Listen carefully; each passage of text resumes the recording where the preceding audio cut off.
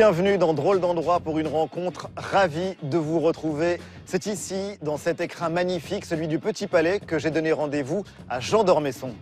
Ce qui m'étonne aujourd'hui, c'est d'être dépassé sur ma droite par tous mes amis qui étaient très loin de ma gauche. Finkielkraut, Glucksmann, Lévy. Et nous rejoindra tout à l'heure la philosophe et romancière Catherine Clément. Elle publie un livre passionnant, Faire l'amour avec Dieu. Vous racontez qu'il y a des hommes, des femmes, qui font au sens strict l'amour avec Dieu. C'est-à-dire qu'ils éprouvent des orgasmes sans bouger, en se figurant qu'ils sont pénétrés par Dieu ou qu'ils pénètrent Dieu, car il y a les deux. Vous pensez peut-être savoir absolument tout de lui, mais qui, au fond, est Jean d'Ormesson? Élément de réponse avec Bruno Donnet.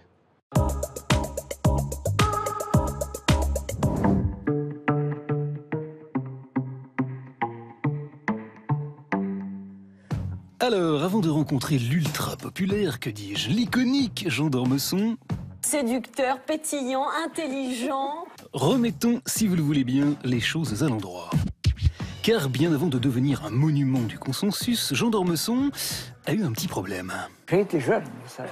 Moi aussi, j'ai été jeune. Il a été jeune et pas franchement consensuel, oui. Au commencement, sa noblesse, Jean d'Ormesson est comte, et son béguin pour Françoise, la riche héritière du géant du sucre, bref, sa façon bien à lui d'afficher qu'il n'avait pas vraiment de problème de fin de mois, oui, je dois le dire, l'argent ne comptait pas. ont agacé bon nombre de ses contemporains, mais c'est pas tout. Jean d'Ormesson fut aussi journaliste, patron du Figaro, arborant ostensiblement des convictions très à droite qui ulcéraient la gauche. Il faut dire qu'au milieu des années 70, notre homme faisait figure de conservateur grantin. Je défendrai avec acharnement les droits des vieux par rapport aux jeunes, et je ne vois pas pourquoi on dirait qu'une voix de jeune... Qui les conteste? Mais vous les contestez. Réac, disait-on même carrément chez tous ceux qui, comme Jean Ferrat, n'hésitaient pas à condamner en chanson ses positions pro-guerre du Vietnam. Ah, monsieur d'Ormesson. Aux grandes dames de notre invité qui s'y jugea injustement outragé. Monsieur d'Ormesson, directeur du Figaro, s'étant jugé diffamé dans cette chanson, la direction d'Antenne 2 a décidé de la supprimer. Journaliste contesté, donc aristocrate urticant, Jean d'Ormesson était encore, à cette époque, un écrivain très intéressé par lui-même. Soi-même, quelle rencontre. Que la critique considérait comme dilettante et auquel Pierre Desgroupes n'hésitait pas à envoyer des vannes, à lire entre les lignes, bien entendu.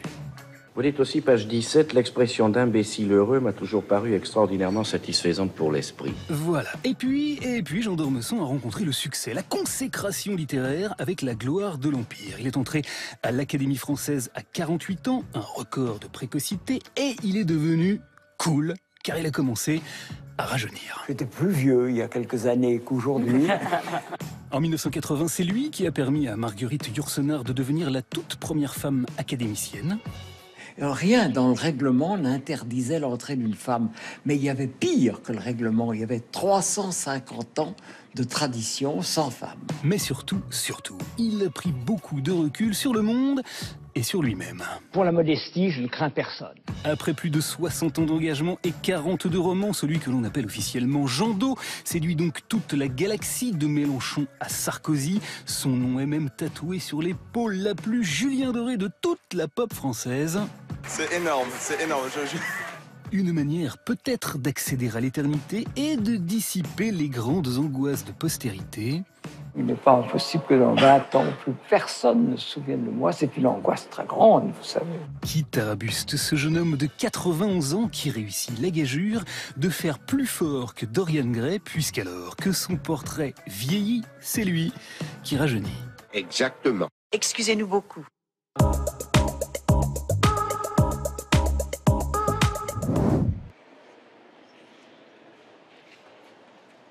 Bonjour Jean d'Ormesson. Bonjour, Ali. Merci d'avoir accepté notre invitation Merci à vous de m'accueillir. dans cet écrin magnifique, celui du Petit Palais. Écoutez, vous savez, je ne connaissais pas le Petit Palais et je trouve ça merveilleux. C'est merveilleux. J'ai apporté avec moi votre guide des égarés, mais vous n'êtes jamais perdu dans un musée. Si, il y a des musées où je me suis perdu. Je me rappelle très bien que je me suis perdu à l'Académie de Venise.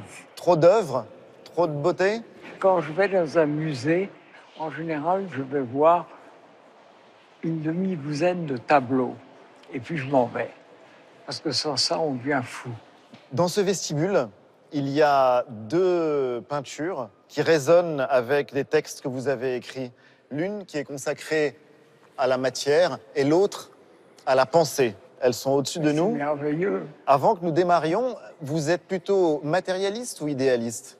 Je me suis posé la question en vous lisant. Je vais vous dire, j'ai beaucoup aimé le plaisir et je me suis beaucoup occupé de Dieu. Voilà. Le plaisir et Dieu, Le plaisir. ce seront les deux fils rouges, les deux fils d'Ariane de notre visite. Vous m'accompagnez? Absolument. Allons-y. Qu'est-ce qui vous plaît dans la fréquentation des œuvres d'art? Vous savez, il faut que je vous dise tout de suite, je suis un imbécile en beaucoup de domaines. Non. Mais si, c'est vrai, c'est pas de la fausse modestie. Je suis un imbécile musical et un imbécile artistique. Je connais très mal la peinture, je connais très mal la musique. J'ai vu il y a 2 jours l'exposition de Vermeer. Oui. Splendeur. Qu'est-ce qui est beau dans un tableau de Vermeer? Le tableau de Vermeer, ce n'est pas la gloire, la défaite, la justice, la vérité, non. Une jeune fille qui verse du lait. C'est une jeune fille qui verse du lait. Ce qu'il y a de merveilleux dans Vermeer, c'est que de cette vie quotidienne sort une espèce de transcendance. Ça vous monte au-dessus de vous-même. C'est ça qui est beau. Donc c'est cette élévation. Je dirais que s'il faut dire un mot, je dirais élévation. Ici, il y a des chefs-d'œuvre qui sont exposés et qui ont été pour la plupart offerts à la ville de Paris. C'est un espace magnifique qui a été restauré. Je vais vous montrer quelques-unes des œuvres que j'ai choisies pour vous. J'espère qu'elles vous inspireront. Sûrement. Première étape devant laquelle j'aimerais que nous nous arrêtions, c'est cette peinture de Gustave Courbet. Elle a tout de suite attiré mon attention, d'abord parce que le sujet, et ensuite, c'est quand même un beau tableau. Et vous me dites que c'est de Courbet. C'est de Gustave Courbet. C'est un tableau très beau. Deux types de beauté, la paresse et la luxure, enlacées. C'est un tableau de 1880... 66. 1866. Je le Vous mettais n'êtes pas trop loin. tard, ça a dû faire scandale. Totalement. Vous imaginez le scandale qu'a dû faire ce tableau. Ce qui est assez frappant, ce scandale-là, aujourd'hui, ça ne choque plus. Une petite fille de 15 ans ne serait pas choquée. Qu'est-ce qui a changé? Qu'est-ce qui a changé? C'est ce qui nous mène tous, c'est-à-dire l'esprit du temps, c'est-à-dire l'histoire. Vous savez que ce qui est le plus important, après Dieu peut-être, c'est le temps. Oui. Le temps qui passe. Eh bien, le temps qui passe change tout. Il change les mentalités, il change d'abord la matière, il change nos corps, il change les idées, il change le goût. Et évidemment, ça a dû faire scandale, surtout à cette date que vous dites. 1866. 66, oui. La paresse ou la luxure, Alors, c'est lequel des amusant. deux est le plus grand défaut? C'est amusant parce que il a quand même choisi une sorte d'excuse. Ce n'est pas deux femmes qui s'aiment, c'est allégorique. C'est allégorique. Il a quand même choisi l'allégorie. On n'est pas loin du littéral. Hein. Ah, oui, on n'est pas loin. La luxure et la paresse, mais bon, l'une et l'autre m'ont toujours énormément plu. Oui. Oui. La luxure, maintenant, ça s'éloigne aussi. Mais la paresse, ça reste. La paresse, ça reste. Vous voulez un secret? Allez-y. Je dors entre 8 et 9 heures par nuit. Toute ma vie, j'ai dormi 9 heures et j'ai adoré ça. Donc, paresse et luxure, Ça vous va. Ça ne vous a pas empêché de faire 2-3 choses de votre vie. oh, oui, mon Dieu. Paresse et luxure, on va continuer notre visite. Je suis très content d'avoir vu ce tableau. Parce que il y a cette sculpture qui, elle aussi, d'ailleurs, a fait scandale. Sculpture faite par un ami, d'ailleurs, de Gustave Courbet, une bacchante en marbre, évidemment extrêmement provocatrice. c'est une femme qui est offerte, généreuse. Oui. Cette sculpture a été moulée sur nature. Ah, c'est ça. Oui. C'est ça. Le seul scandale, franchement, c'est pas très scandaleux. Non. L'idée que ça a été moulé sur nature peut évidemment vous agiter un peu plus. Vous écrivez sur la beauté et vous avez des propos assez durs sur la beauté qui peut être trompeuse, la beauté qui peut être décevante, Oui, dans le guide des égarés. bien sûr. Mais je me suis dit, Jean d'Ormesson, c'est un amoureux de la beauté. Donc quand j'ouvre le chapitre beauté, je me dis, voilà quelqu'un qui a voué sa vie à la beauté. Vous savez, il faut se méfier beaucoup des grandes idées, des grandes valeurs. Moi, j'ai connu des filles très, très, très belles, Oui. idiotes. Mais évidemment, la beauté, je crois que c'est Stendhal qui dit, vous savez ça, la beauté est une promesse de bonheur. Une promesse de bonheur, La beauté, et nous ne savons pas ce que c'est. Ça, pour le coup, c'est de vous. bien sûr que nous ne savons pas ce que c'est. Nous ne savons pas ce que c'est. Voilà. Pourquoi Une c'est- représentation de la beauté. Nous savons la reconnaître. Je ne vous dirais pas que cette sculpture me paraît le comble de l'art. Non. Non, j'ai vu mieux. Canova, c'est mieux, quand même. Quand vous dites que ça a été moulé sur la réalité, Canova avait peint la sœur de Napoléon, Pauline Borges, il l'avait peinte nue. Et alors, à l'époque, la sœur de l'empereur peinte nue, ça avait fait un peu de bruit. Et on avait dit à Pauline, mais est-ce que ça ne nous a pas gêné d'être nue? Et elle a dit non, pourquoi? C'était chauffé. C'est une C'est excellente bien. réponse. Ah, c'est bien, non? Finalement, vous êtes assez peu académique pour un académicien. Ah ben j'espère. Qu'est-ce que vous pensez de ce grand projet qui a été porté par les politiques culturelles depuis les années 80 de démocratiser l'accès à l'art? On s'aperçoit des années et des années après que finalement ce sont les mêmes socialement qui continuent d'aller au musée, leurs enfants, leurs petits-enfants. Écoutez, ce que je crois en même temps, c'est qu'il faut démocratiser le plus possible l'enseignement et l'art, mais à la différence de Madame Belkacem, je crois qu'il faut aussi garder l'excellence. L'excellence, ce n'est pas une excellence héréditaire.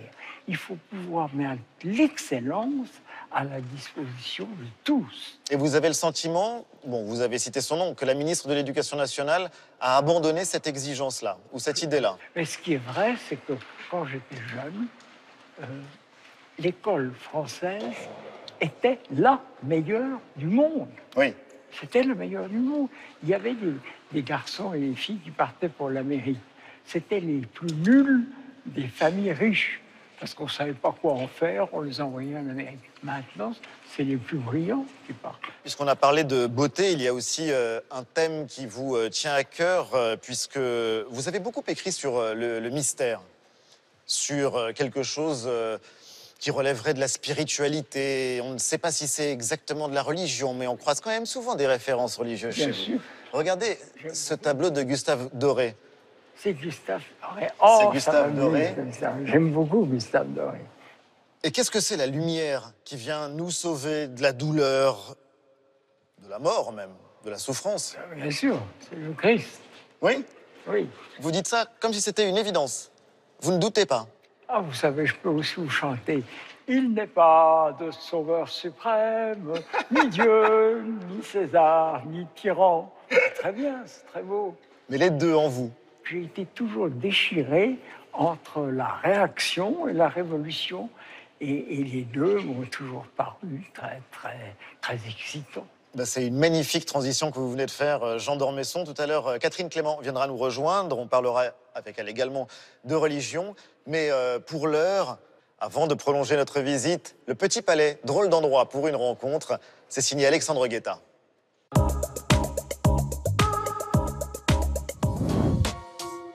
Notre drôle d'endroit cette semaine n'a de petit que le nom. Depuis l'exposition universelle de 1900 jusqu'à sa rénovation en 2005, le Petit Palais est un joyau architectural abritant l'un des musées les plus visités de Paris. Voici la drôle d'histoire de notre drôle d'endroit, le Petit Palais. Le Petit Palais, c'est d'abord une année. Prenons un peu de plaisir, un petit coup de nostalgie. 1900. Sur ces images rares de l'époque, Paris accueille l'exposition universelle et avec elle, plus de 50 millions de visiteurs. On inaugure le pont Alexandre III et la première station de métro. Mais surtout, à 2 pas des Champs-Élysées, la ville de Paris est fière, cette année-là, de présenter 2 édifices grandioses qui se font face, le Grand et le Petit Palais. Le Grand Palais est consacré aux beaux-arts, peinture et sculpture contemporaine. Le Petit Palais renferme une exposition rétrospective de l'art français. L'architecte de notre drôle d'endroit, le voici, un dénommé Charles Giraud qui réussit avec ce bâtiment l'alliance du classique et de l'art nouveau, qui deviendra 2 ans plus tard le Palais des Beaux-Arts de la ville de Paris. Le Petit Palais, c'est aussi un lieu chargé d'histoire. 1939, c'est le début de la guerre. Les collections sont évacuées, mais le musée, lui, reste occupé par les Allemands et devient dès lors un haut lieu de la propagande nazie à Paris. Combien revêtir le tablier maçonnique, symbole de leur puissance secrète, aujourd'hui anéantie? Après les années noires, place aux années fastes. Le Petit Palais se démarque grâce à des expositions événements, comme ici en 1967 avec l'exposition Toutankhamon qui attire plus d'1 200 000 visiteurs, un record d'affluence toujours inégalé. Le général de Gaulle a contemplé longuement le masque de Toutankhamon, s'exclamant « Tout cela est incroyable, prodigieux ». 30 ans plus tard, Jacques Chirac et François Mitterrand sont côte à côte pour inaugurer l'exposition Carthage. Dans l'ombre du Grand Palais, le Petit Palais se démarque, mais doit bientôt faire peau neuve. Le Petit Palais, c'est enfin une renaissance. Le projet ambitieux est de faire du Petit Palais un des plus beaux musées de Paris. 2001, le musée s'engage pour 4 ans de travaux et une restauration du sol au plafond. On nettoie les façades, on casse des murs et des fenêtres, jusqu'ici condamnés. On a gratté derrière les obturations, les faux plafonds, les cloisons et on s'est aperçu que derrière il y avait un bâtiment qui était magnifique. La réouverture a lieu en 2005. Je trouve que la luminosité permet de remarquer des choses peut-être qu'on n'avait pas remarquées avant. Aujourd'hui, le Petit Palais, c'est 1300 œuvres exposées en continu et des expositions temporaires, des vestiges de l'Antiquité jusqu'aux chefs-d'œuvre du 19e siècle, comme les 3 baigneuses de Paul Cézanne ou encore le Sommeil de Gustave Courbet. Une diversité dans les œuvres et les époques qui font la spécificité du Petit Palais, l'un des plus grands musées français.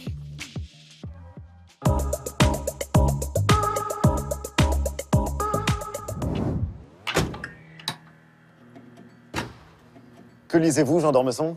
Il y a un roman que j'ai écrit il y a 10 ans qui s'appelle Une fête en larmes. Vous savez ce que c'est? Non. Une interview. Une interview? L'histoire d'une interview. Et comment se passe l'interview? Très bien, c'est une jeune femme ravissante. Évidemment. Évidemment. Mais on a le sentiment que vous redécouvrez ce roman.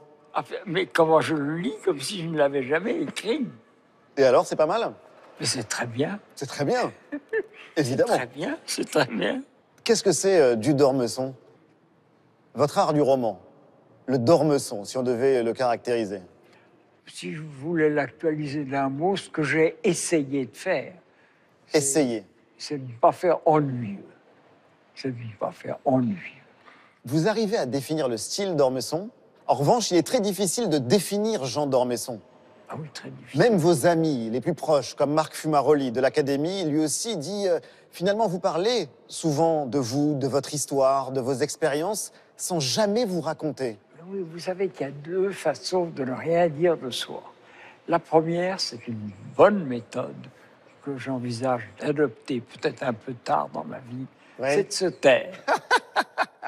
Et la deuxième, c'est de parler beaucoup pour ne rien dire.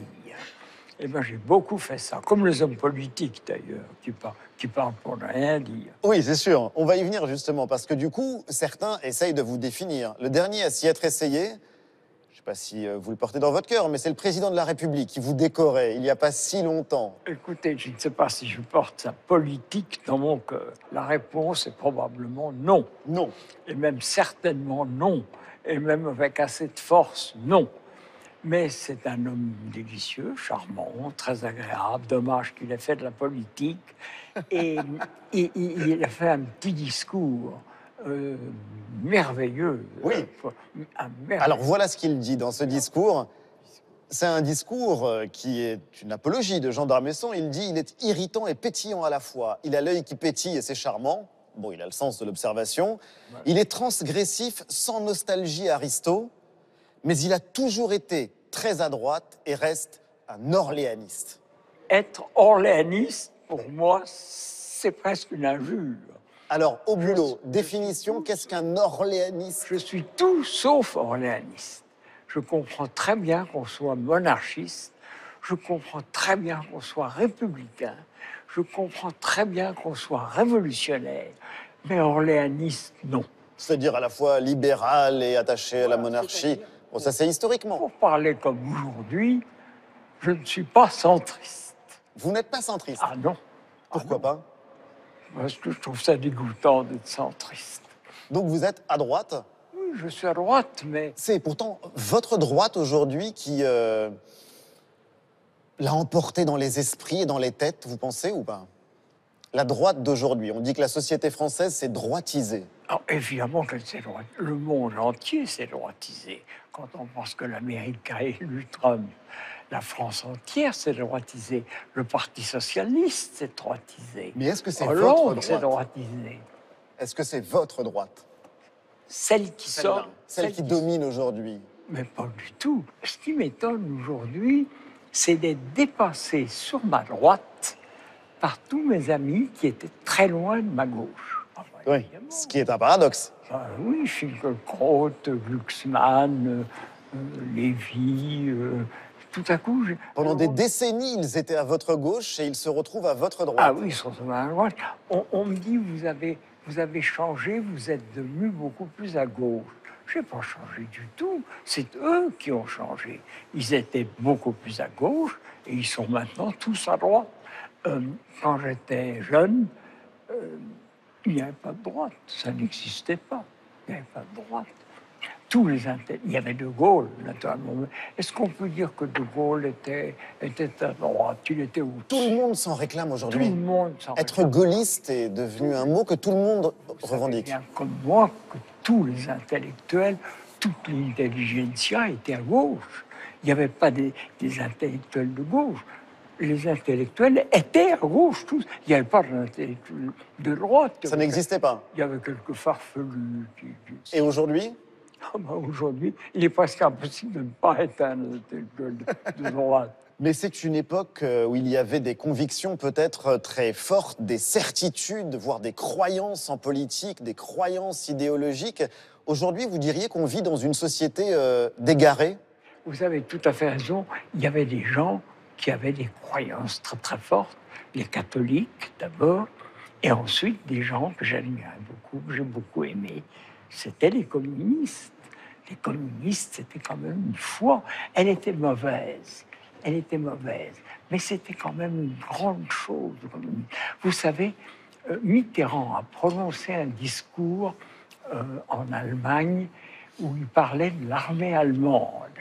Oui. Vous savez, il fallait avoir du cran pour dire ça. Et il a dit, leur cause était mauvaise, mais ils avaient du courage et ils aimaient leur patrie. Eh bien, je dirais des communistes, leur cause était mauvaise, mais c'était des gens honnêtes et ils avaient un idéal. Et entre les gaullistes et les communistes, il y a toujours eu une espèce d'opposition qui était en même temps une sorte d'histoire d'amour. Et vous regrettez aujourd'hui la perte des idéaux ou pas?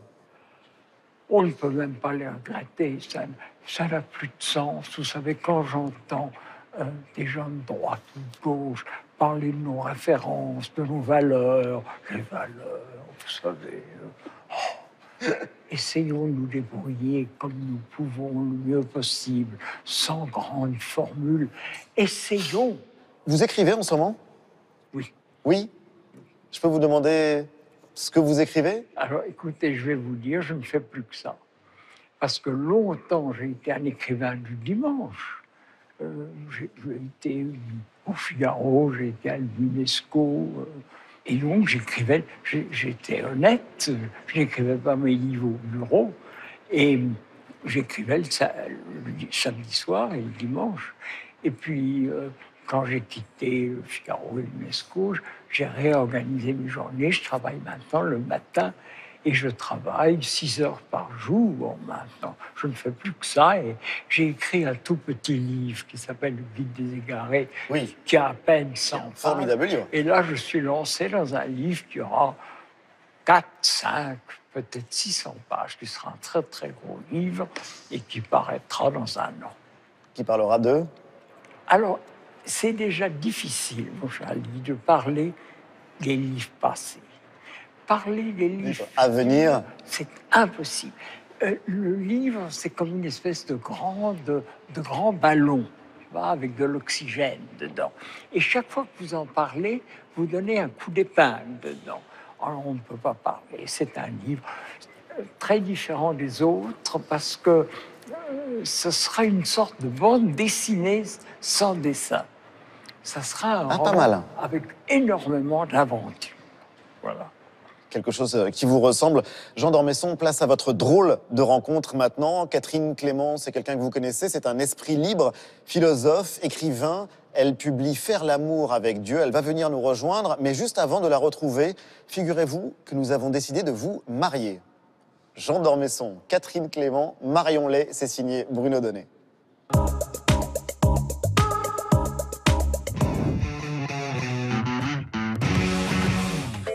Question du soir. Qu'est-ce qui peut bien rapprocher Catherine Clément de Jean d'Ormesson? Pas commode, hein, comme question. Oui. On va essayer quand même. Pas commode, en effet, car la réponse, c'est rien. Démerdez-vous avec ça. Alors bien sûr, leur âge, leur érudition, leur statut d'écrivain et d'agitateur d'idées leur offrent une évidente proximité. Oh, j'en suis pas sûre. Mais vous allez voir que la somme de tout ce qui les oppose fait que vouloir réunir ces deux-là revient à tenter de marier la carpe et le lapin. Eh bien, ça me paraît assez vrai. Pourquoi? Eh bien, d'abord, parce que Catherine Clément est philosophe, qu'elle fut l'élève de l'ethnologue Claude Lévi-Strauss, du psychanalyste Jacques Lacan. Il a consacré toute sa vie à la pratique et à l'enseignement de la psychanalyse, dont il avait réussi à faire une chose absolument passionnante, vivante, et malgré la réputation qu'on lui a fait, limpide. Et l'assistante à la Sorbonne de l'épatant Vladimir Yankelevitch. On peut faire des tas de choses avec lui. On peut philosopher, on peut parler, on peut militer, on peut manifester. C'est-à-dire que celle qui est aujourd'hui considérée comme l'une des philosophes majeures de notre époque, bien que relativement méconnue, préféra longtemps rester dans l'ombre de ses maîtres à une époque à laquelle le jeune Jean d'Ormesson cherchait déjà la lumière. Jean d'Ormesson a voulu écrire un livre dont le principal objet, le premier objet, est lui-même. Passionnée par l'Inde, par le théâtre et la tauromachie, spécialiste de Freud, elle fut l'une des premières à consacrer un entretien à François Mitterrand et la toute dernière à recueillir les mots de Jean-Paul Sartre. En classe de philo, je ne comprenais même pas comment on pouvait être philosophe. Eh oui, car Catherine Clément fut longtemps journaliste. Comme Jean d'Ormesson alors? Bah pas du tout. Puisque tandis qu'elle encadrait le service culture du Matin de Paris, un journal de gauche, Jean d'O, lui, dirigeait Le Figaro. Certainement, je ne suis pas de gauche, puisque les gens de gauche disent que je suis de droite. Et si Catherine Clément est une intellectuelle de gauche, elle fut même très à gauche. Ça, il faut dire aussi que je suis marxiste, en tout cas que j'essaye de l'être. Anticapitaliste grantin, ce qui, à cette époque, n'était pas le cas de tout le monde. Vous adorez visiblement l'argent, vous le dites? Oui, sûrement. Communiste donc, membre du parti. Je suis pas communiste. Là, vous le savez, je suis pas communiste. Oui, bon, ça va, on l'a compris. Catherine Clément critiqua très vivement en 1981 les méthodes de son premier secrétaire. Il faut pas que l'image de ce parti soit uniquement la trombine de Marchais quand il fait le clown de Moscou. Si vous menez l'interview de cette manière, je me lève et je vais me promener dans les rues de Moscou. Ce qui eut un effet, radical. Catherine Clément, membre du Parti communiste depuis 1968 et journaliste au Matin de Paris, a été exclue. Voilà, enfin si j'ajoute que tandis que Jean d'Ormesson est plutôt paresseux... Ah bah, la paresse c'est merveilleux parce que on abandonne les choses. Catherine Clément est une besogneuse qui écrit tardivement. La nuit. Ah oui. Il y a moi je travaille pas de la nuit, mais je commence après que tout soit fini, donc vers 11h du soir. Et que si l'un est académicien, il n'a pas voté pour l'autre à l'époque où elle rêvait d'immortalité, lui préférant un écrivain haïtien. Est-ce que je suis immortel? Ah mais bien sûr. vous comprendrez pourquoi vouloir marier en toute fin de soirée la carpe et le lapin est une entreprise extrêmement audacieuse. Bon, bah alors, il n'y a plus qu'à aller se coucher, les seuls.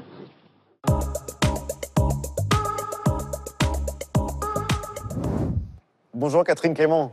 Bonjour. Et merci de nous avoir rejoints. Finalement, tous les deux, vous auriez pu être camarades, je ne sais pas quel mot on emploie, à l'Académie française. Mais oui, Ça a failli. Et je regrette beaucoup que nous ne l'ayons pas été. Mais enfin, monsieur le doyen de l'Académie française. Hélas, oui. J'ai été si longtemps le plus jeune et maintenant le doyen. Et du coup, vous avez un peu de pouvoir. Vous pourriez quand même accueillir Catherine Clément. Mais non, j'ai passé la limite d'âge. C'est pas vrai. Mais si. Pour y être admise. Eh oui, absolument. Quelle occasion ratée. C'est une occasion ratée, certainement. Mais je voudrais rectifier tout de suite, je n'ai plus aucun pouvoir. Non. Pas, ni au Figaro, ni à l'Académie. Même plus l'envie d'intriguer ou... Ah non. Non, Ah non, vous avez perdu ce goût-là. Ah oui, j'ai perdu ce goût-là. On va parler d'un sujet dont on a parlé tout à l'heure, Jean d'Ormesson, en nous promenant dans le Petit Palais, qui est Dieu. Je ne sais pas si Dieu est un sujet, mais en l'occurrence, il y a quelque chose d'assez frappant, puisque vous publiez un essai passionnant, Faire l'amour avec Dieu, Catherine Clément. Vous écrivez très rarement sur le sexe, vous en parlez peu. Et là, Catherine Clément, vous emparez de ce qui est a priori le plus spirituel, le moins sexuel, et vous racontez qu'il y a des hommes, des femmes, qui font au sens strict l'amour avec Dieu. C'est-à-dire qu'ils éprouvent des orgasmes sans bouger, en se figurant qu'ils sont pénétrés par Dieu ou qu'ils pénètrent Dieu, car il y a les deux. On peut? Oui, Sainte Catherine de Sienne, docteur de l'Église s'il vous plaît, entrait dans la plaie du Christ et là s'ébattait dans le sein du Christ et il trouvait sa jouissance. Donc littéralement, elle le pénétrait. Vous avez les yeux qui pétillent tout à coup. Écoutez, vous savez que le président de Brosse, oui, qui est un parlementaire... Ah, vous allez me parler de Sainte Thérèse d'Avila? Oui. Alors, on lui dit, il faut aller voir la Sainte Thérèse du Bernin, qui est une espèce d'extase divine. Et ce voyou, de président de Brosse, regarde ça et dit, si c'est ça l'extase divine, je la connais. Mais oui. Évidemment, c'est un orgasme. Mais vous avez raison, celle qui est représentée par le Bernin, sculptée par le Bernin, alors elle est vraiment en plein orgasme, hétérosexuel ou homosexuel, en tout cas, elle est. Qu'est-ce que vous a appris la rencontre, la fréquentation, l'analyse de ces mystiques qui, dans différentes religions, différents continents, différentes époques, tous ont eu ce rapport physique, intime, sexuel avec Dieu ou les dieux? D'abord, j'en ai vu beaucoup à l'œuvre sur place en Inde. Oui, en Inde. Où les mystiques sont... Pays que vous connaissez très bien tous les deux. Oui, absolument, absolument. Il y en a partout. C'est pas seulement dans les couvents comme ici, mais en Inde, c'est à ciel ouvert, revendiqué et très sexuel immédiatement. On ne peut pas ne pas se demander ce qu'ils font. Et comment ils font pour arriver à être dans le sexe toute la journée, dans la fusion avec Dieu. À ce moment-là, j'ai cherché si c'était ailleurs possible. Et c'est pratiquement universel. C'est pratiquement universel, mais qu'est-ce que ça peut-être dans les petites sociétés, raconte de nos religions?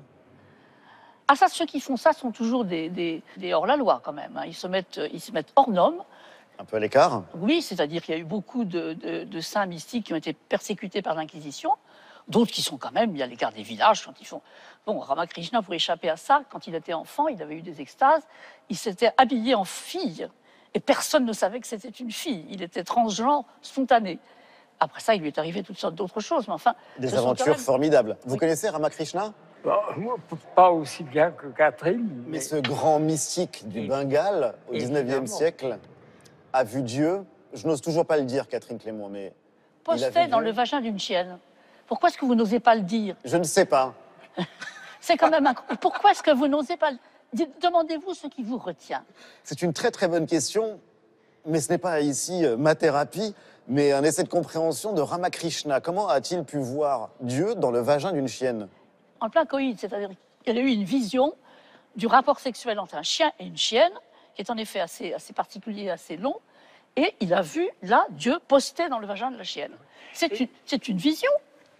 Vous disiez tout à l'heure que je ne parlais pas beaucoup de sexe dans mon livre. J'en parle encore moins s'il faut trouver Dieu dans le vagin d'une chienne. Ça, parce que vous ne cherchez pas. Ça m'est très étranger. Mais il faut dire que Ramakrishna, oui, est loin, loin... L'Inde que Catherine connaît si bien, c'est vous. évidemment fascinant. Fascinant. Et dans toutes les manifestations de Shiva ou de Kali, on voit que le sexe affleure Oui, toujours. n'est-ce pas? Il est pas caché du tout. Il n'est pas caché. Il n'est pas refoulé, il est absolument à ciel ouvert. Alors, à preuve, les fameuses sculptures des fameux temples que les touristes vont voir avec des gloussements, et qui sont tout à fait des reproductions de positions sexuelles tout à fait mystiques et sexuelles à la fois. Assez frappant de vous voir tous les deux réunis, ayant beaucoup à partager. Vous avez fait quasiment les mêmes études, l'école normale supérieure, l'agrégation Ah oui, de on est philosophie. on est très normaliens tous les deux. Vous aussi, en plus. Moi, je suis agrégé de philosophie comme vous, mais en l'occurrence, ce qui est très frappant, c'est que tous les deux, vous avez travaillé dans des journaux qui étaient de bords politiques, idéologiques, très opposés. Vous, au Figaro, vous, Catherine, au Matin de Paris, qui était un grand journal de gauche. Oui, oui. Et... Ben, nous sommes de bords opposés, et qu'est-ce que ça peut faire? Qu'est-ce que ça peut faire? Il faut dire que c'est très, très proche. Nous sommes tous partisans de la démocratie, de la tolérance, de la liberté. Attention, vous allez être qualifié de centriste. Ah, quelle horreur! Non, mais en Non, mais l'occurrence... pourquoi quelle horreur? Ah bah c'est Mais moi, je trouve Jean pas ça. d'Ormesson. Moi, j'irais plutôt quelle joie. Quelle joie? Moi, je ne suis pas centriste.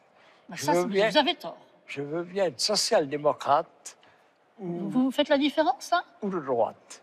Oui, je fais la différence. Entre centristes et social-démocrates? Oui, vous savez, c'est une vieille attitude de gaulliste. Est-ce qu'on a besoin de héros? On revient régulièrement ces temps-ci sur l'importance d'un roman national, d'un récit national que tous les Français pourraient partager avec des figures héroïques, même si elles sont largement mythifiées.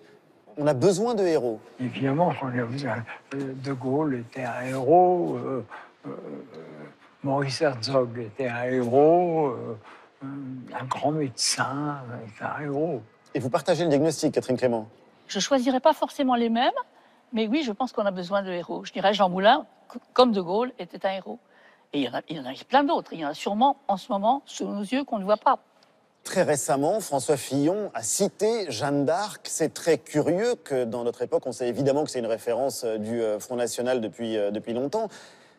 Qu'est-ce que Jeanne d'Arc vient faire encore à notre époque? Ah, c'est une étrange déesse. Pour moi, c'est une étrange déesse, oui. Quand même, elle a toutes les propriétés d'une déesse. Une déesse? Oui, une déesse. Vous pensez que c'est une femme naturelle? Elle est mortelle, très mortelle.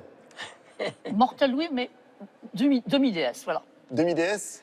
Comme il y a des demi-dieux grecs, il y a eu au moins une demi-déesse en France. Vous savez pourquoi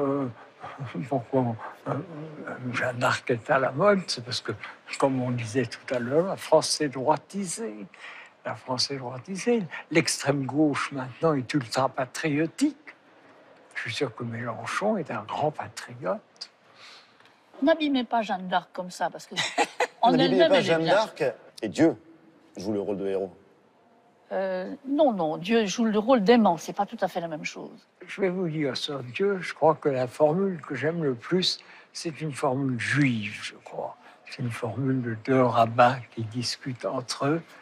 L'un des rabbins dit « Ce qu'il y a de plus important, c'est Dieu, qu'il existe ou qu'il n'existe pas. » Ah, mais comme ça, oui. Comme ça vous va? Vous Ou alors, qui êtes athée et qui ne croyez pas en Dieu du Ah oui, tout. je suis passée par le catholicisme quand même, mais pour des raisons, pour me protéger quand j'étais petite, donc c'est un petit peu différent. Sous la Seconde Guerre mondiale. Oui. Alors, Catherine a été, comme vous dites très bien, catholique pour les raisons historiques, probablement. Moi, j'ai été élevé dans la religion catholique. Et quand on dit qu'on a été élevé dans la religion catholique, c'est en général qu'on l'a quittée. Oui. Et moi, j'ai été élevé dans la religion catholique, mais je ne l'ai pas quittée. Je suis un très, très mauvais chrétien, mais j'espère mourir dans la religion catholique. Et pourquoi? C'est la mienne. C'est comme ça. C'est la mienne. Ça n'est pas pour aller au paradis. Vous croyez au paradis? Vous savez... Elle est redoutable. Vous savez, il y a un thème que j'aime tellement, qui est les athées. Oui. Les athées qui croient qu'ils ne vont pas au paradis. Ce sont les vrais saints. Parce qu'un catholique, un juif, un protestant, un orthodoxe, un musulman, je ne vous dis pas qu'il fait le bien pour avoir une récompense. Mais quand même. Mais quand même. Mais quand même. Ça aide. Tandis que les athées, je pense à des médecins qui font du bien aux autres, sans aucune espérance. C'est eux qui sont assis à la droite de ce Dieu auquel vous ne croyez pas. Chiche. Si vous aviez une œuvre à conseiller à un adolescent de 17, 18 ans, une œuvre qu'il faudrait absolument avoir lue, entendue, parcourue, aimée pour mieux vivre, qu'est-ce que vous diriez, Catherine Clément? Je donnerais comme exemple Zazie dans le métro de Raymond Queneau. Zazie dans le métro, qui est un vieux roman, hein, Oui. mais qui est un roman, comme dit mon petit-fils, cool et chaud. Cool et chaud. Oui, mais c'était pas tant, Zazie. Queneau était un personnage. Oui, c'est un très beau livre. Il est très entraînant. Il a un langage très particulier. Et c'est quand même une grande œuvre du XXe siècle. Moi, j'hésite entre tant de livres que, ignorant comme je suis de la peinture et de la musique, je crois que je choisirais, par exemple, pour un jeune garçon ou une jeune fille, d'écouter la fin du Requiem de Verdi. Il me semble que ça, c'est quelque chose qui peut entraîner les plus ignorants. Et changer une vie? Et changer une vie, oui. Je crois beaucoup que c'est peut-être les leçons de Marguerite Yourcenar, que la littérature et l'art, leur destin, c'est de vous faire vivre un peu au-dessus de vous-même. Merci infiniment à tous les deux. Je rappelle vos livres. Catherine Clément, Faire l'amour avec Dieu, c'est publié chez Albin Michel. C'est un essai passionnant. Jean d'Ormesson, votre dernier livre publié, Guide des égarés. Quand je dis dernier, c'est pas le dernier, mais c'est le dernier. Merci infiniment à tous les deux d'être venus dans Drôle d'endroit pour une rencontre. L'émission est terminée. Je vous souhaite une très très belle nuit sur France 3.